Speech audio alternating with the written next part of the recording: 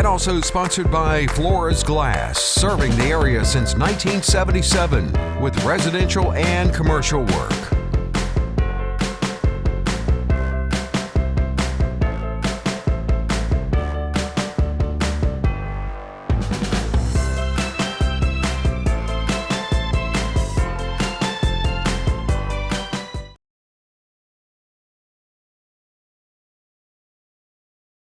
Good evening, friends, and welcome to another episode of Wayback Wednesday. I'm Randy Adcox.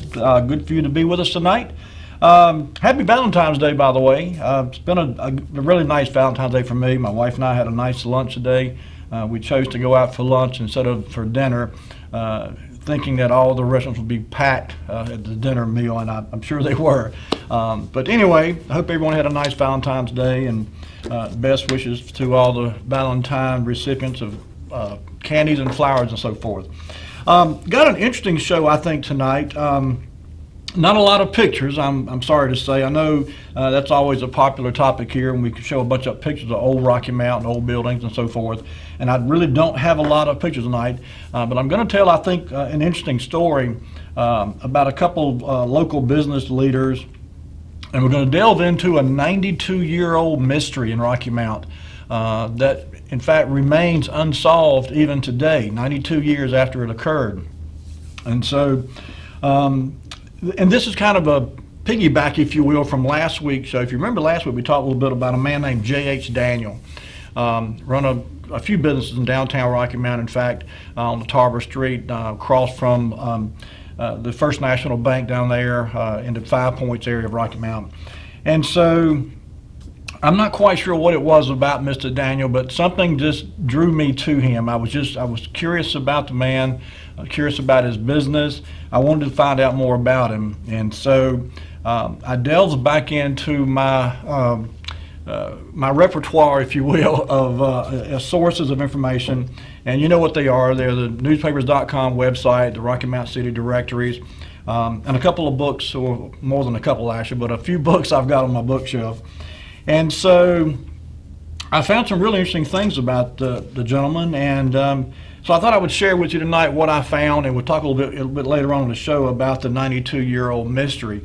So if you got folks in your family who are interested in such things, let them know that's coming up. I will say this, just a bit of a warning, if you will. I'm not going to show any graphic pictures or talk about anything really graphic in nature, but there are some aspects of that story that can be make your skin crawl a bit. I'll say a little bit gruesome, so just keep that in mind. But we'll get there a little bit later in the show. Let's start off with number one. J.H. Daniel was a very successful businessman in Rocky Mount very early on. I mean, he was one of Rocky Mount's business leaders.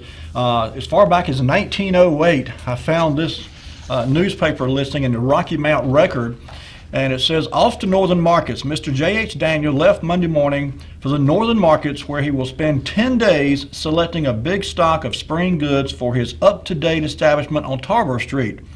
Mr. Daniel will visit New York, Philadelphia, Baltimore, and purposes buying I think that's supposed to be proposes, but anyway, it says purposes, buying a larger stock than usual, as his very successful special sale recently makes this necessary.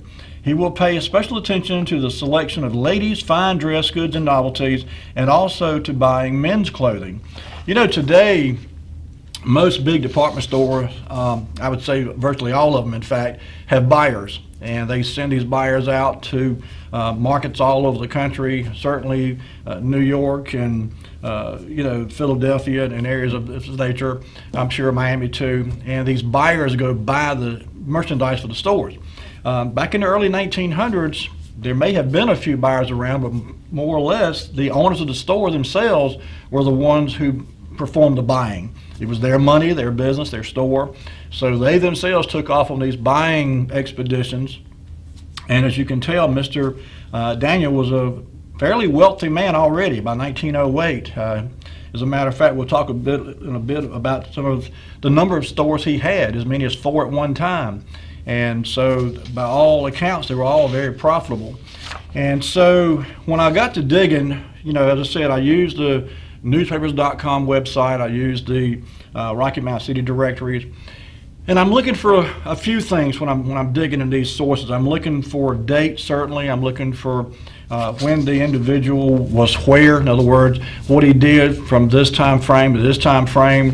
Moving on, by 1908, let's say he was already a successful businessman. And in fact, item number 2, Lee, the big sale that was referenced in this ad, this first ad here that appeared in the Rocky Mount Telegram, or Rocky Mount Record, in 1908, was probably talking about this upcoming ad right here that actually occurred in May of 1908. And you see there the headline reads, "Sale Extraordinary," and above that it says, J.H. Daniel, the dependable store. Our annual white goods sale, one day, Friday, May 8th, positively one day only. And I kind of got a chuckle out of the listings down below. I'm not even sure what some of this stuff is. But anyway, it says, we will mention a few prices. 12.5-cent long goes at 7.5 cents. 29 and 35 cent Persian Batiste, 46 inches, 22.5 cents. 45-cent Persian cross barred muslin. I think these are fabrics, sheets, and so forth. But to think about buying anything for 25, 30 cents, 7.5 cents, just kind of chuckle out of that. But he had a brisk business, obviously, and so and that carried over. He advertised quite a bit, actually, and that was one of the things that kind of piqued my curiosity, was not only where he advertised, but in the amount of advertising. I found multiple ads in the 1910 to 1920 time frame. And of course he advertised not only in the local newspapers, but he advertised in the Rocky Mount City Directory. Number 3, if you would, Lee, in the 1908-1909 Rocky Mount City Directory, there was a listing for the J.H. Daniel, who was a dealer in dry goods, notions, clothing, and shoes. And at the top there, you see it says Daniel, John H. Daniel. This is the top is a listing, for, his actual listing in the alphabetical listing of names in the directory. The bottom is the actual ad. But I draw your attention to it. Says, and this is 1908, 1909. The address was 112 Tarboro. That was the address of the business. And the H stands for his home residence, and it was Rose Street near Atlantic Avenue. So literally within walking distance of his business is where he lived in 1908, 1909, at least at the time the city directory was printed. By 1912, 1913, business was still booming. Number 4, if you would, Lee. This ad and listing appeared in the 1912, 1913 Rocky Mount City Directory. And by this time, he had actually changed his residence. You see at the very top there, it lists his name, John H. Daniel, and it lists that he's into dry goods, shoes, men's furnishing, ladies, ready-to-wear garments, and the address of the store is 124 Tarboro Street. But now you see his residence is listed as rooms at the Cambridge Hotel. And I thought that was interesting that he actually moved, and this may have been a temporary move, and I'll tell you why in a moment. But if you remember from the previous ad, he was listed as on the corner there of Rose and Atlantic Avenue in 1908, 1909. But by 1912, 1913, he was listed as living in the Cambridge Hotel, a rooming there. So, but again, obviously a well-established store. The exclusive lines, products, and so forth cater to men and women, and so by all accounts, very successful. Number 5, if you would, Lee, by 1914, 1915 Rocky Mount City Directory list, the thing blew up on us, didn't it? I'm not sure why that happened. Sometimes when I take these screenshots out of the city directories and then save them, they look fine on my computer, and I bring them here and plug them into a machine in there, and they blow up. So Lee can fix that. He'll have a backup on the screen for us here momentarily. But this is a listing from the 1914-1915 Rocky Mount City Directory, and it's very similar to the last city directory listing in that it lists the dry goods, men's furnishings, ladies ready-to-wear, and so forth. The address is now listed as 122 to 124 Tarboro Street. He's got a phone now by 1914, 1915. There you go, at the bottom of the screen, you see. In this time frame, 1914, 1915, there were very few phone lines around Rocky Mount. But John Daniel had a phone at his business, and you see the phone number there was 612F. His residence now is listed, you see there the H I've highlighted in yellow, 123 South Franklin Street. So he moved from the corner of Rose Street and Atlantic Avenue temporarily over to the Cambridge Motel, or hotel I should say, and then by 1914, 1915, he was living at 123 South Franklin Street. Okay, 1916, the Rocky Mount Telegram, this was the first ad I found from the Rocky Mount Telegram. The previous ads are from the Rocky Mount Record or other newspapers. But in 1916, November 11th, in fact, 1916, item number 6, Lee, this is an ad that appeared for the J.H. Daniels store. And it says, Daniels special sheet and pillowcase sale for Monday. There you go. An opportunity to save money. It may be some time before you have this chance to buy these goods at such a bargain. Sheets, 81 by 90. They're good values at 90 cents. Special price, 69 cents. Pillowcases, 42 by 36. Regular price, 20 cents. Special price, 15 cents. A large display now on exhibition in our window. You notice in the bottom left-hand corner, he's advertising now again 2 stores. So business is booming. He's expanded his business, taken over another store space on Tarver Street. The address now is stretched out a bit. By all accounts, things are going very well for Mr. Daniel and his business. Number 7, Lee, June 1917, June 21st, 1917. This ad appeared in the Rocky Mount Telegram. It says, the well-dressed woman in touch with the latest thought in matters of style will plan her corsets with very definite ideals of what she wants. She will want a bust of medium height, a skirt of medium length, straight front and flat back, and waistline with sides gracefully curved. All these features of current fashion she will find in the new perfected front lace bon ton models. Front lacing is perfectly adapted to the styles of the season, and the name bon ton assures complete satisfaction. That almost sounds snobby, doesn't it? But in any case, it was just, he obviously was targeting, certain groups, certain demographics. In this ad, he was targeting women. And it seemed to me like the progression of the business over time seemed to migrate toward the women's fashion, women's clothing. He still catered some to men too, shoes especially. But over the years, you're what I'm talking about as we go forward here, it just seemed to be more in line with women's attire and women's clothing. And I suspect his wife had something to do with that. I would not be at all surprised.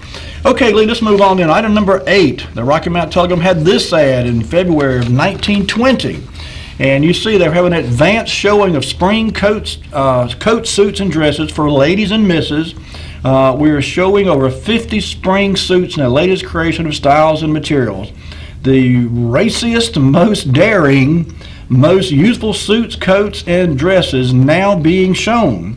Ready-to-wear department, 2nd floor. Awaits your inspection. Daniels the shopping center. So again, it looks like the direction of the business is kind of leaning more toward women's fashion, women's clothing, and certainly he's targeting, the fashionable, the up and coming, the woman who wants to be up on the latest trends and so forth in fashion, I should say, and seems to be doing that quite well. By 1922, this ad appeared in the Rocky Mount Telegram, April 15th, 1922.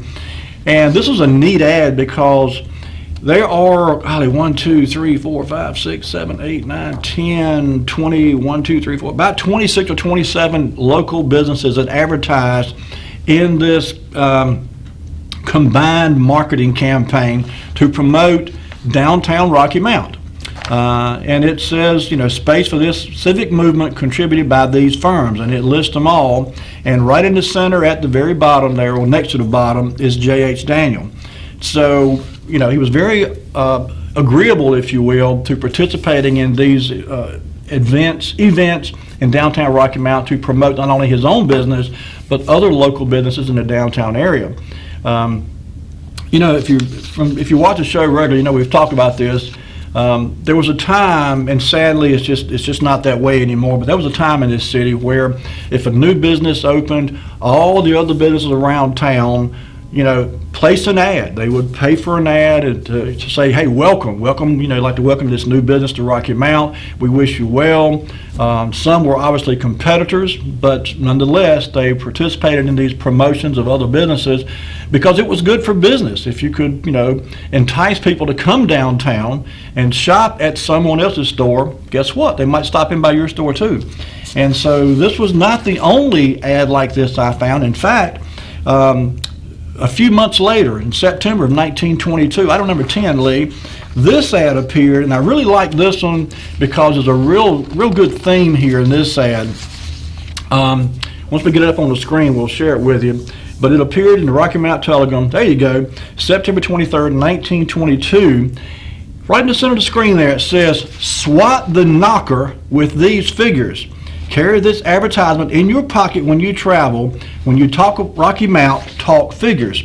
The gist of this campaign was to say to the naysayers who may have an occasion to down talk Rocky Mount or talk down about Rocky Mount, there's some really neat facts here. It says, did you know that Rocky Mount has a population, city and suburban, of 22,200? And this is in 1922. Rocky Mount has within its city limits a population of 14,700. Rocky Mount is growing at the rate of 58.3. I'm not sure what that means, but in any case, Rocky Mount is an area of over 2,200 acres. Funny they measure a city in acres back then. Now it'd be measured in miles, but of course it was a much smaller city then. Rocky Mount Chamber of Commerce is one of the leading in the state for activities in progress. Rocky Mount has 3 large white school buildings and two more that contracts have been let for. Look at these industrial figures. It says Rocky Mount has invested in its manufacturing enterprises over $8 million. Rocky Mount has electrical power. Rocky Mount has the freight rate of coal at $3.31 a pound, I think, or a ton perhaps. But it goes on to list several aspects of Rocky Mount that people could use to rebut anyone who might have something negative to say about Rocky Mount. And they were, in fact, people were encouraged to fold this ad up, stick it in your pocket, and if you ran across someone who was talking bad about your city, pull this ad out and throw some numbers at them, throw some figures at them, and say, hey, we've got things going on around here. I just think it's a neat idea that, businesses, again, used to participate in these kind of things because what was good for the goose was good for the gander, and helping business promote each other was a good thing. And of course, down at the bottom there, you see in the middle, next to the bottom, once again, J.H. Daniel participated in this campaign. And I'm sure it paid off, for all these businesses that participated in this. It brought people downtown. Keep in mind, too, in 1922, there was no Tarrytown Mall. There was no Golden East Mall. There was really nowhere else to shop outside of downtown Rocky Mount unless you drove quite a distance. I mean, there just wasn't much to choose from except downtown Rocky Mount for one thing. But certainly there was a camaraderie amongst the merchants that had businesses in downtown Rocky Mount that sadly has just evaporated over the years. By 1925, the Rocky Mount City Directory, item number 11 if you would, Lee, 1925 had this ad listed in the Rocky Mount City Directory, and it says, ours is a business built on service. To deliver to you promptly the merchandise you want when you want it at a price you're willing to pay is a very minimum service a store may render. It is not our ideal of service. It is a conception of service that may win some customers, but our ambition is to make friends first and customers after. Service with us concerns itself with plus services, in not only serving, but serving graciously, in making adjustments cheerfully, in viewing every accommodation we are able to render as an opportunity to strengthen the bond of friendship which years of courteous square dealing have built up between the institution and its customers. Notice at the bottom, Daniel's a shopping center, 6 big, busy floors, corner of Washington and Tarboro Streets. Mr. Daniels is expanding his operation now quite a bit. I mean, obviously he's growing, the business is growing, and again, by all accounts, business is booming for Mr. Daniel, and not only him, but other merchants downtown Rocky Mount. I just see about a clock on the wall. It's time for our first commercial break. So Lee, bring it back to me. When we come back from the break, we're going to talk a little bit more about Mr. Daniel's early success in business and how he was able to do some of the things he did. Certainly the advertising was a part of it. He was obviously a very astute businessman. And so we'll get back into that when we come out from the break. So don't go anywhere, folks. We'll be right back with more Way Back Wednesday.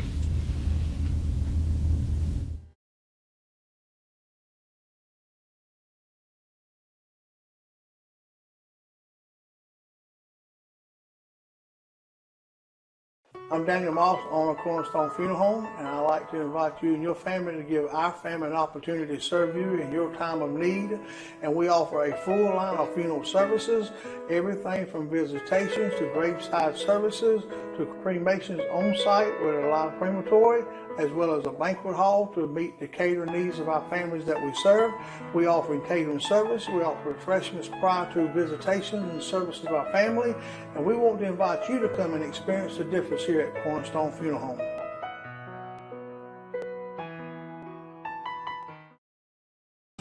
There's a main nerve that leaves your back that goes into your hip and goes down your leg. It's called the sciatic nerve.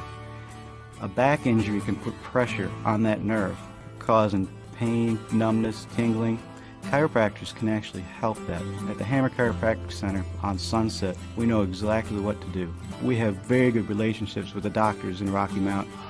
We like to co-manage people's care.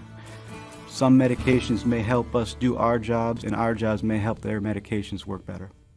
Are you looking for the perfect space for your business in Rocky Mount? Discover the individual offices available on the 4th floor of the Healthview Capitol building in downtown Rocky Mount. These offices provide a professional environment with stunning views, ample natural light, and modern amenities in a secure environment. Join a community of thriving businesses and elevate your company to new heights. Rent includes utilities and Wi-Fi, and for an additional fee, you can have access to the building's gym. Schedule a tour today by calling Leanne Wester at 252-977-1616, extension 1012.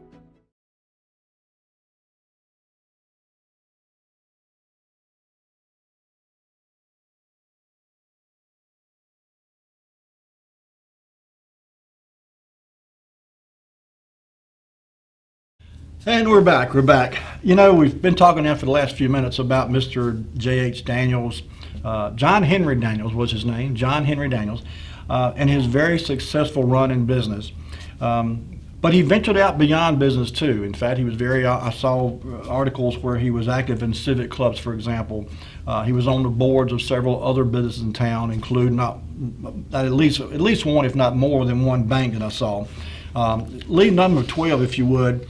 This is a very long article. I'm not going to attempt to read the whole thing to you. I just want to kind of point a couple things out that appears in the article. October the 1st, 1929, this article appeared in the Rocky Mount Telegram, and it is a very long article. But there's a couple key points I think need to be made. As you can see there, it's a long article.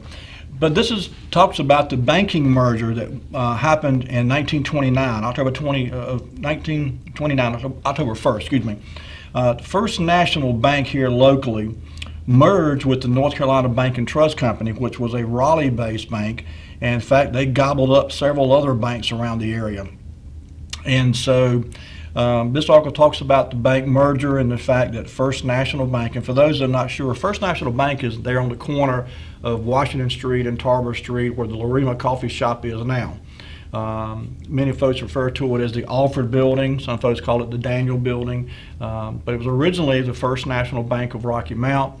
If you go down there and look at the entranceway, you can see there in tile is the name, First National Bank.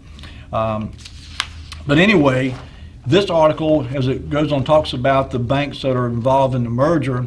It also lists the principals of each local bank, because this merger did occur across several cities in North Carolina and several banks were involved.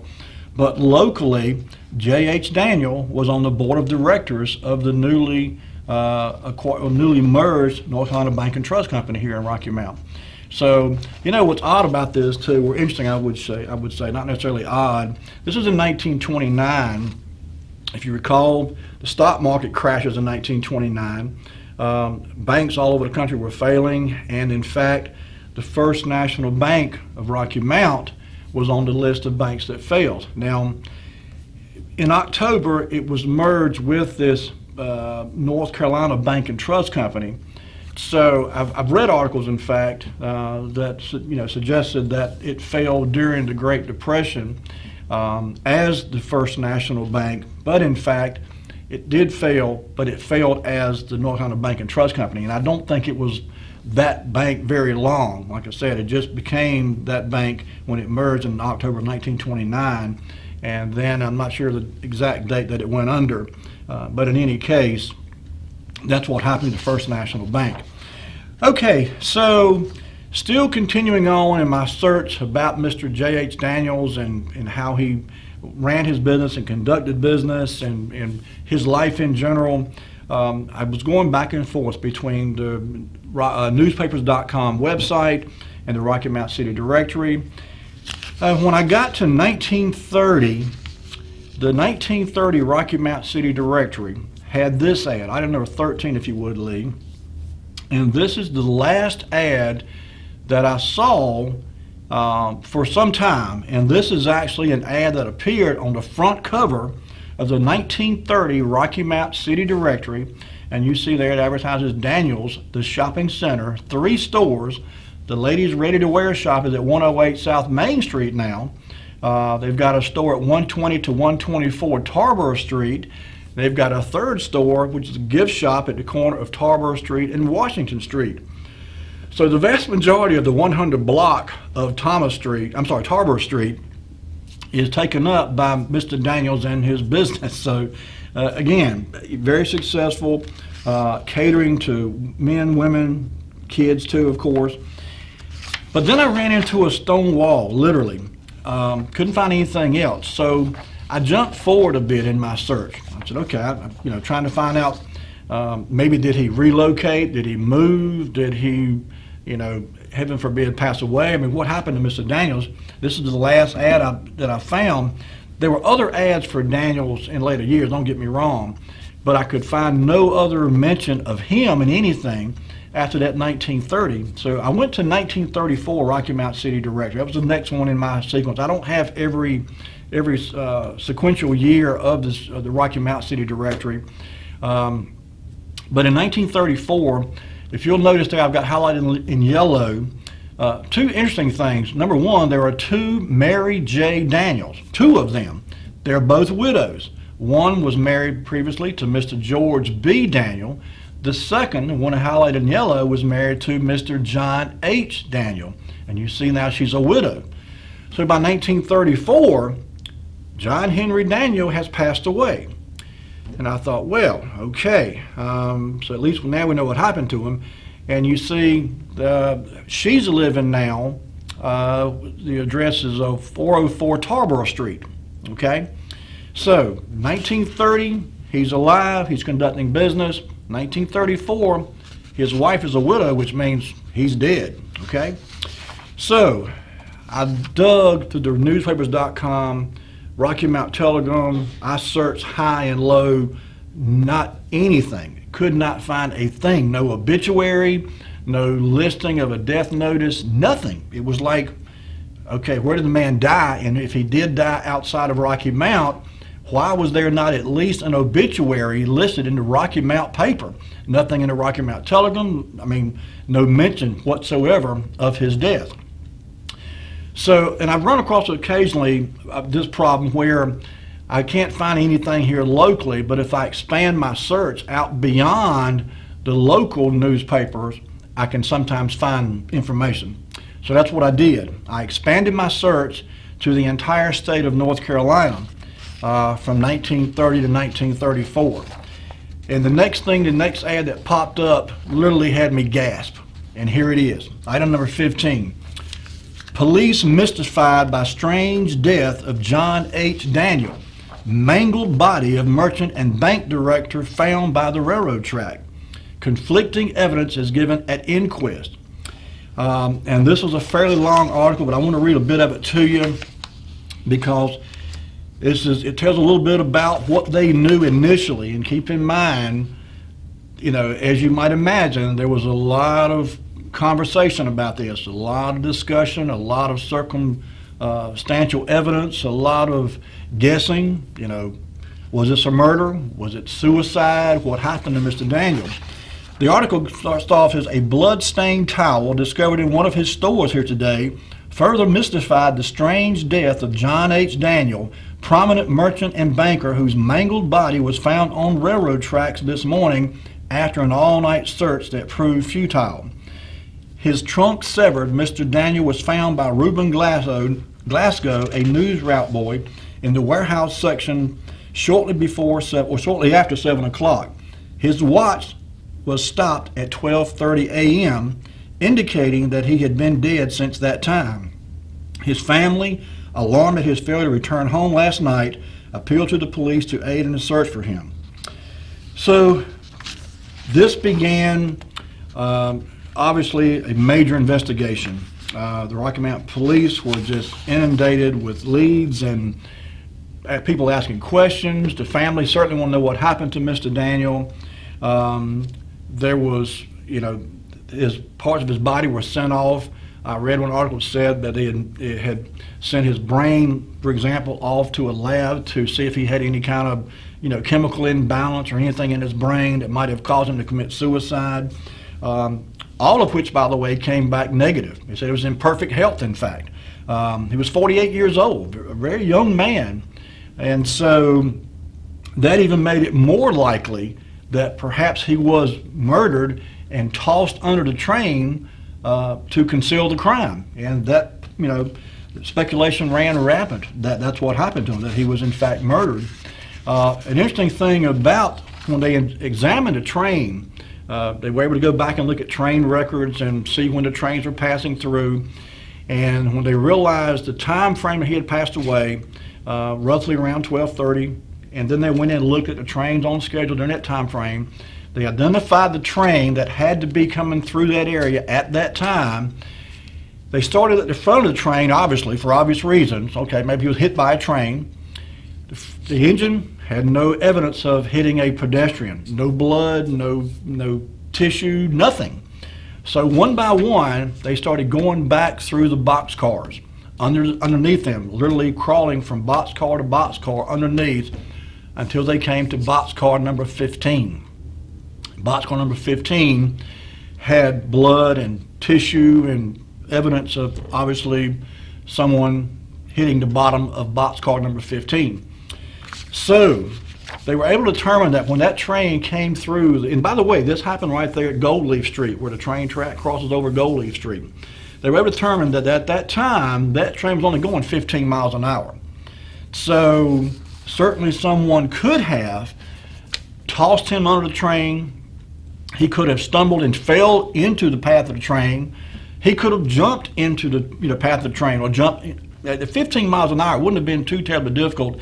If in fact he'd wanted to commit suicide, he could have just jumped in between the wheels of the train, if he wanted to do that. But nothing about the man indicated an intent or a desire to end his life. He was very successful. He had money in the bank. His health was good. He and his wife got along good.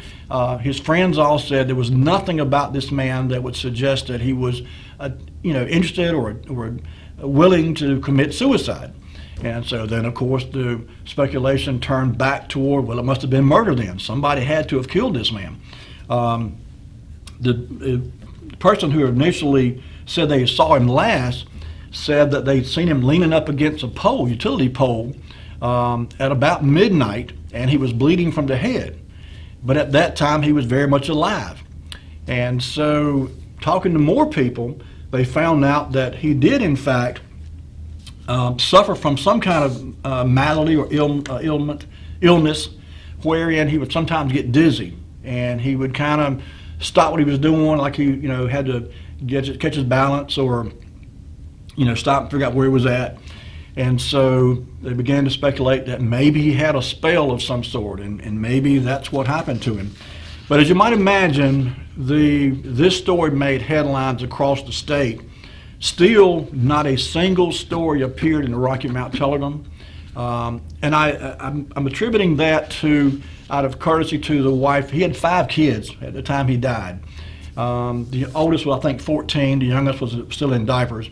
And so I guess as a courtesy to his wife and his family, the local newspaper chose not to run a story about this because it was so gruesome. I mean, the man was literally cut in half. I saw one article that said he was actually beheaded by the train. It was a really gruesome crime scene, if in fact it was a crime. But other newspapers across the state picked it up and ran with the story. Item number 16, Lee, Greensboro, North Carolina. The Greensboro News and Record January the 11th, 1932, ran this article: "Police no near solution of the death of John H. Daniel." It says, "There was no closer solution tonight as the mystery which veils the strange death of John H. Daniel, leading merchant and banker, whose mangled body was found in a heap on a railroad track in a segregated district of this city Friday morning, than they were yesterday, although a number of possible suspects have been questioned and later released."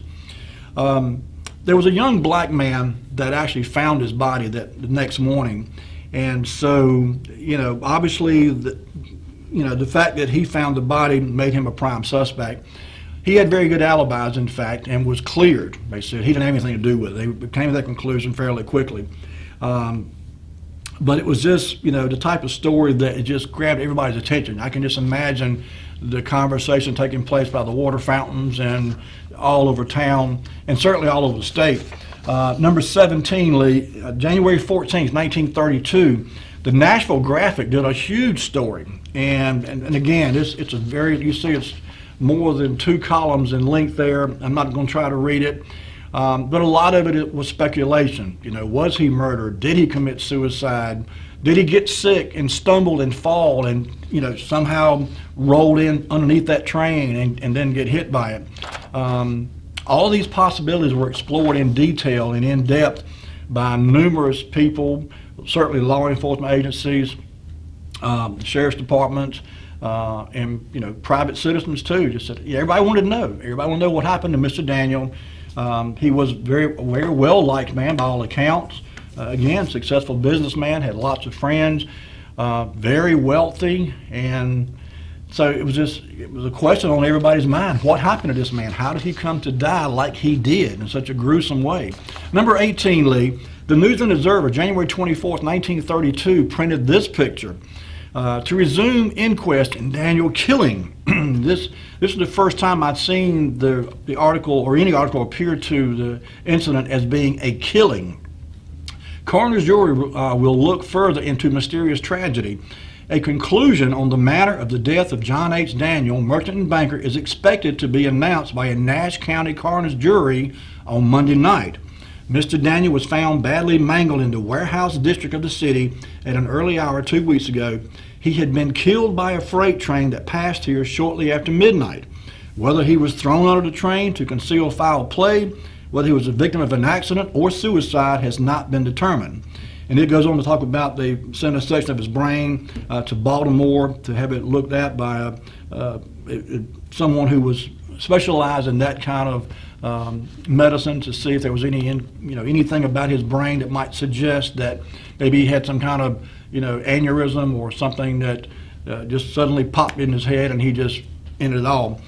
So that was, again, January 24th, 1932. By January 26, 1932, the Charlotte newspaper got wind of the story and they printed this article, number 19, if you would, Lee. Says, "Reason not fixed in banker's death. A verdict that John H. Daniel, merchant and banker, whose mangled body was found on the Atlantic Coastline Railway tracks here 2 weeks ago, came to his death by a freight train, was recorded today by coroner's jury. The jury, divided over theories of suicide and accident, reached no decision on the cause of the death." So here we are, 2 weeks after the man died. We still don't know how he died. We know he got hit by a train. We know that. But was it suicide? Was it murder? Did he get sick and stumble? We don't know. By January 27th, the very next day, the Greensboro newspaper ran an article, number 20, if you would, Lee, and the headline says it all. January 27th, 1932, "Death is mystery. Coroner's jury can't agree on death of John H. Daniel. A verdict that John H. Daniel, merchant and banker, whose mangled body was found on the Atlantic Coastline Railway track 2 weeks ago, came to his death by freight train, was recorded." The jury, it's the same article on the other papers carried, basically, just saying the same thing. But you see how wide, this was all in Greensboro. Charlotte ran stories about it. I saw articles as far away as Asheville up in the mountains, ran articles about it down to the coast, Wilmington. It was literally just a headlining story all over the state. I'll tell you what, Lee, let's do one more before we take our next break. Number 21, the News and Observer, January 27th, 1932, ran this article. Inquest throws no light on mystery. Non-committal conclusion reached on killing of J.H. Daniel. Hopelessly divided between a verdict of suicide and accidental death, a coroner's jury is on record tonight that John H. Daniel, leading banker and merchant whose mangled body was found crushed on railroad tracks here 2 weeks ago, came to his death when a freight train passed over his body. Reports of an examination of the brain of Mr. Daniel revealed nothing amiss, according to the statement of doctors who appeared before the jury last night. Mr. Daniel was in excellent health at the time of his death. His will named pallbearers and made provisions for the disposal of his estate. The suicide theory and the theory of accidental death have been discussed here since his demise. So again, there was really never any conclusive evidence to point to anything other than a tragic accident, but no one was willing to say that either. No one wanted to say the man committed suicide, no one wanted to say it was a tragic accident, and no one wanted to think that anyone would murder him. But 92 years later, we still don't know what happened to John Henry Daniel in 1932. Lee, bring it back to me. We're going to take our next break here. When we come back from the break, we'll have a little bit more, a few last thoughts about Mr. Daniel. And then we're going to talk about a business associate of his, someone he certainly would have known, was in a similar business and had a very similar lifestyle for a while. Don't go anywhere. We'll be right back with more Way Back Wednesday.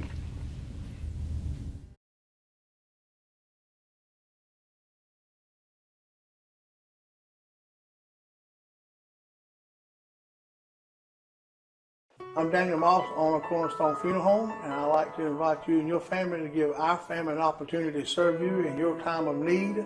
And we offer a full line of funeral services, everything from visitations to graveside services to cremations on site with a live crematory, as well as a banquet hall to meet the catering needs of our families that we serve.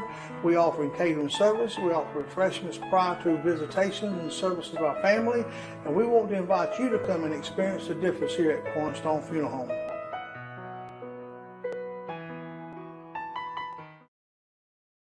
There's a main nerve that leaves your back that goes into your hip and goes down your leg. It's called the sciatic nerve.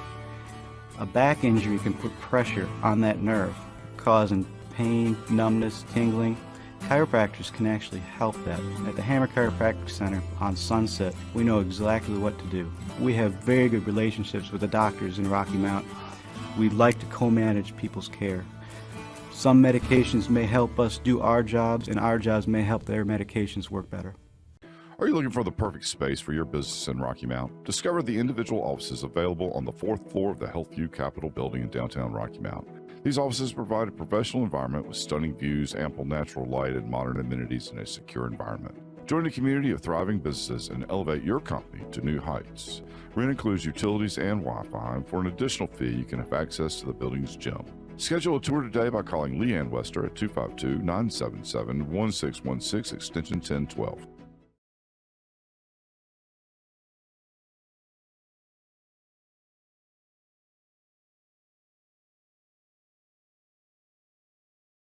And we're back.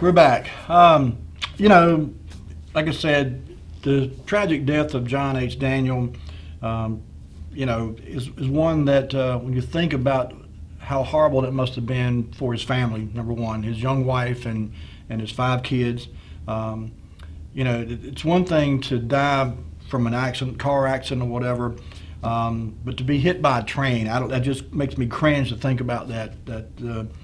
You'd like to think the man was, you know, incoherent or at least not aware of what was happening to him at the moment the train hit him. We'll never know, obviously, but it's just really sad to think about something like that happening at that time of the night, and then him not being discovered, or his body not being discovered until the next morning, several hours later. You know, and that's not the first death that occurred at that railroad crossing right there. You know, it's been kind of over the years, I can think of 3 or 4 different deaths that have occurred downtown Rocky Mount or on either end of the city, north and south sides, where people, you know, got hit by a train. And sadly, that's part of, you know, living in close proximity to a train track. It goes without saying that when you approach a train track, if the lights are flashing, stop. If the guardrails are down, stop. Don't try to go around them. Don't gamble with your life in a train. It's just not worth it. So many folks have died needlessly trying to beat a train. I saw a kid on a bicycle one time literally escape by the hair on the back of his neck from being hit by a train crossing the tracks on a bicycle. And I cringe to think about what would have happened if the train had hit him. So please, folks, don't take a chance with a train. Do not, under any circumstance, try to beat a train. Let it wait. If you don't want to wait, back up and go around, go somewhere else and come back later. But don't try to beat a train. It's just not worth it. Number 22, Lee. Took me a while to find where Mr. John Henry Daniel was buried, but thanks to a website called Find a Grave, if you've not heard of it, it's a really neat site. I found his grave site marker. He's buried in Pineview Cemetery, and of course it's got his birth dates and death dates. He was born November 17th, 1883.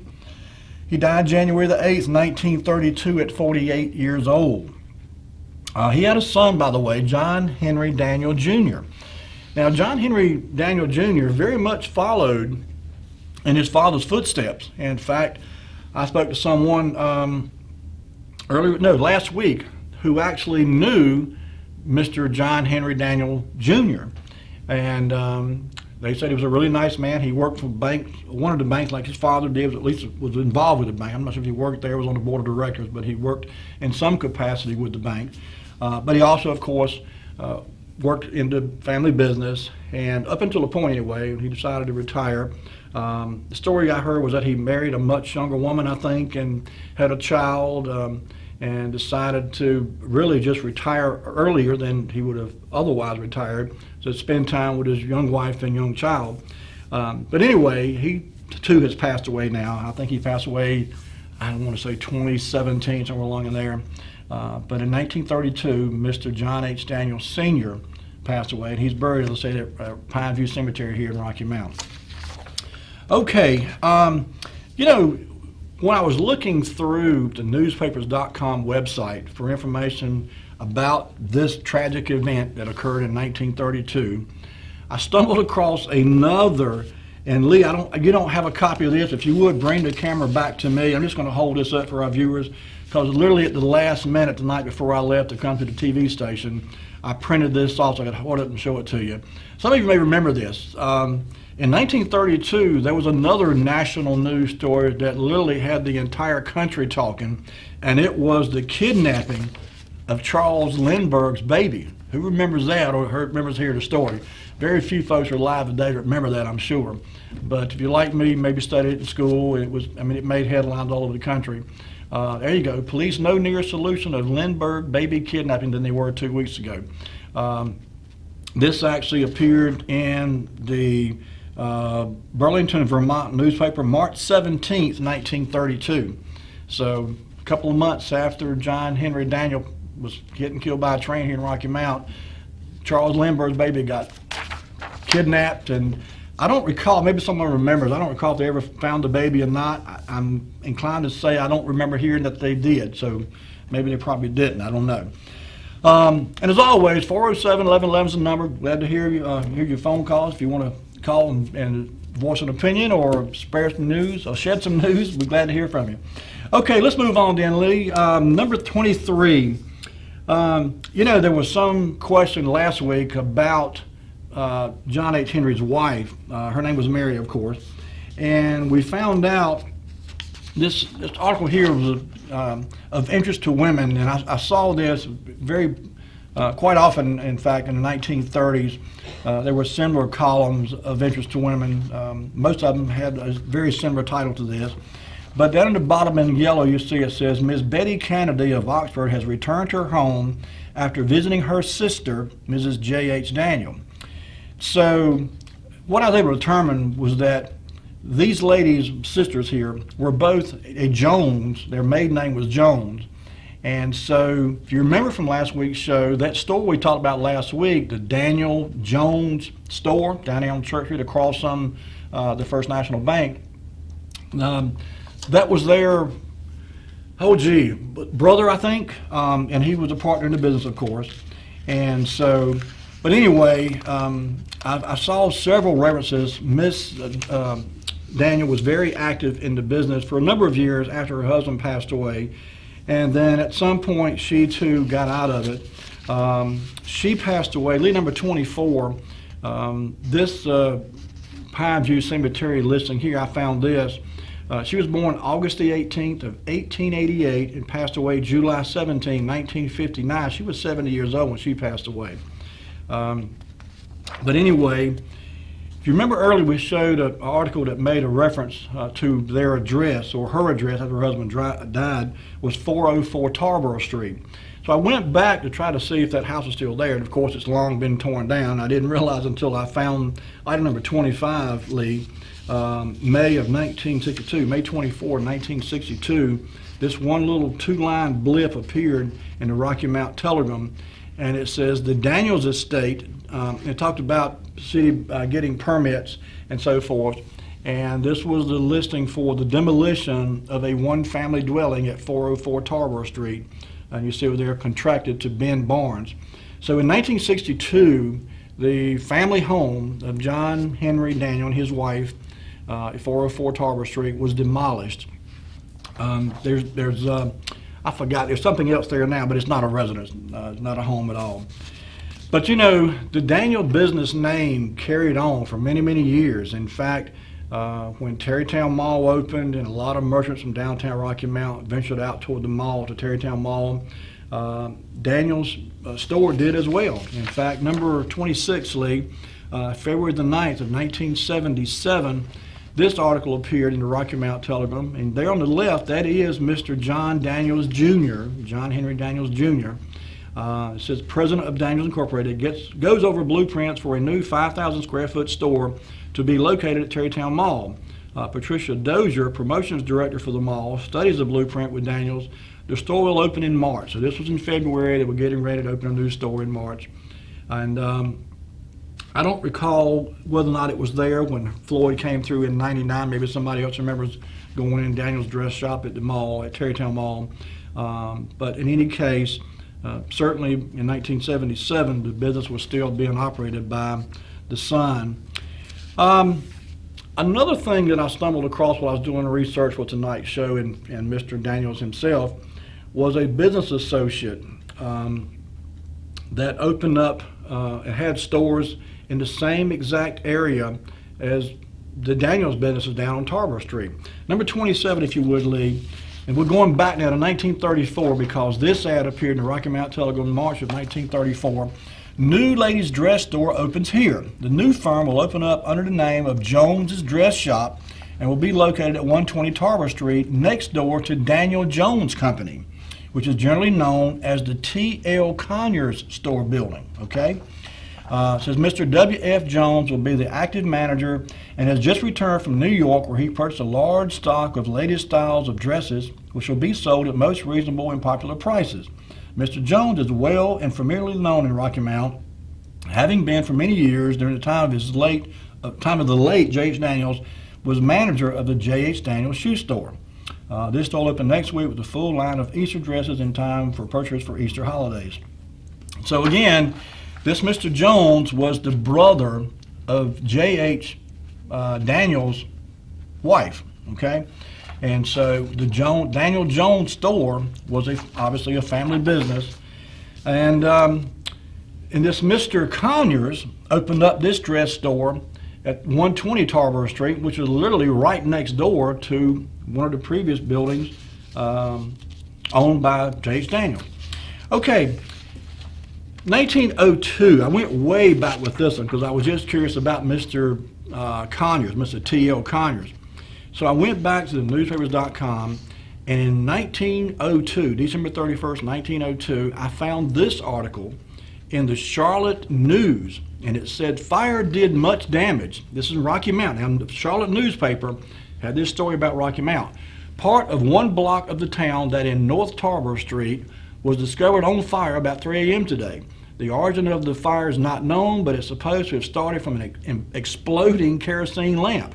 The fire company was on hand promptly, and but for their intelligent and heroic efforts, much greater damage would have been done. The fire had gained such headway before being discovered that it was difficult indeed to check. The brick stores of T.P. Brazel, D.D. Cuthrill, R. Jenkins, William Robertson, worth approximately $12,000, were destroyed.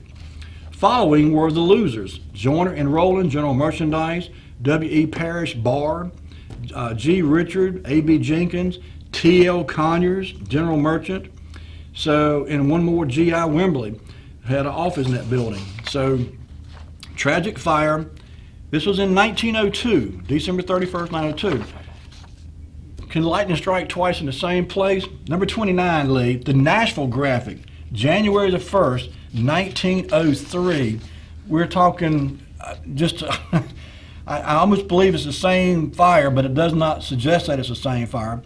But it says Rocky Mount sustained a disastrous fire last Friday night. You know what? This is the same fire. I beg your pardon. I just realized that. It's the same fire. I thought it was two different fires at the same place, two different occasions. But it's just the Nashville Graphic was a few days behind printing this article.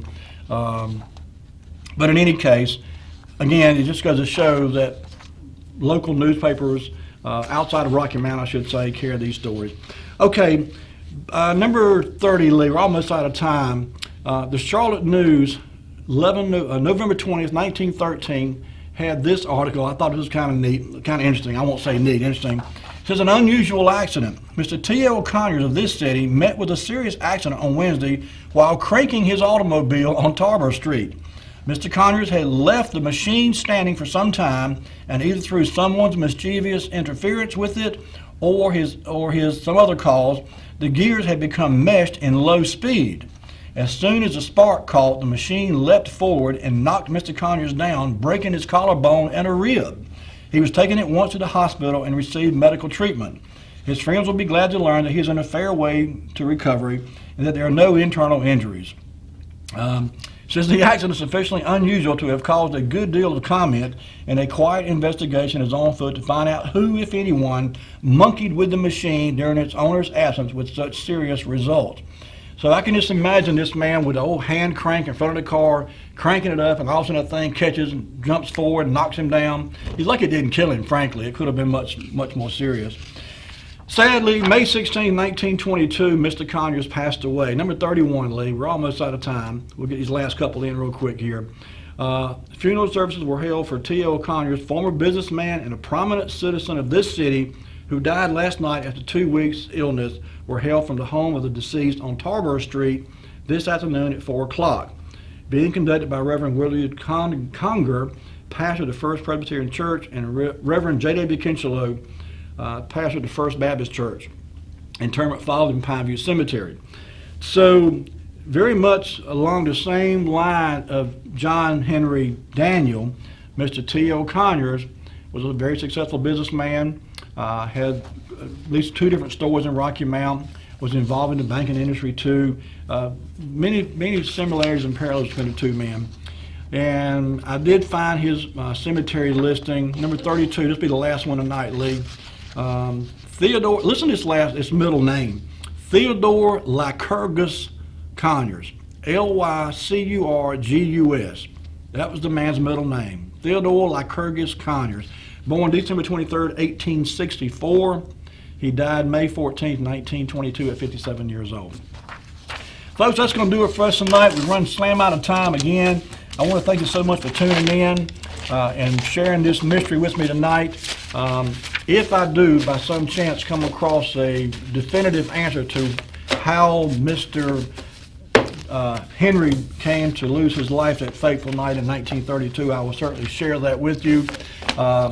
I think the best guess is that he stumbled and fell, and sadly fell into the wheels of the train and ended his life that way. That's going to do it for us. Have a great week, folks. Take care of yourselves. Be kind to one another. We'll see you next week with more Way Back Wednesday. Good night.